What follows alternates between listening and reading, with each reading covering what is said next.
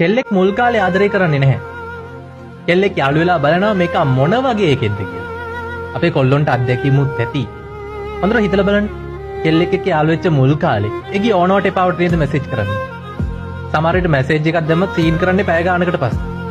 ඒ කියන්නේ යාළු වෙච්ච මුල් කාලේ කොල්ලා තමයි කෙල්ලගේ පස්සෙන් යන්නේ. ගොඩක් කෙල්ලෝ පස්සේ ඒ කොල්ලට ආදරය කරන්න පටන් ගන්නෙ ඒ ආරක්ෂාවට, ඒ හොයලා බැලීමට. නමුත් ටික කාලයක් යද්දි කොල්ලගේ ආදරේ ටිකෙන් ටික අඩු වෙන්න පටන් ගන්නවා. පොඩ්ඩක් වෙනස් වෙන්න පටන් ගන්නවා. දැන් මොකද වෙන්නේ? දැන් කෙල්ලට කොල්ල නැතුව ඉන්න බෑ.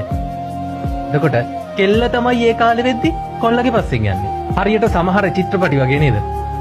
මුල හරිය ලස්සන නිසා ඇබ්බැහි වෙලා බලන්න පටන් ගන්නවා. හැබැයි අවසානයේ මෙලෝ රහස්‍යයි. එහෙමත් නැත්නම් දුකක් විතරයි. පටන් ගත්ත ගමන ඒ ආකාරයෙන්ම අවසන් කරන්නේ සුළු පිටිසයි. ඒ නිසා මුල් පිටපත දැක්ක පමණින් නිගමනයකට එළඹෙන්න එපා.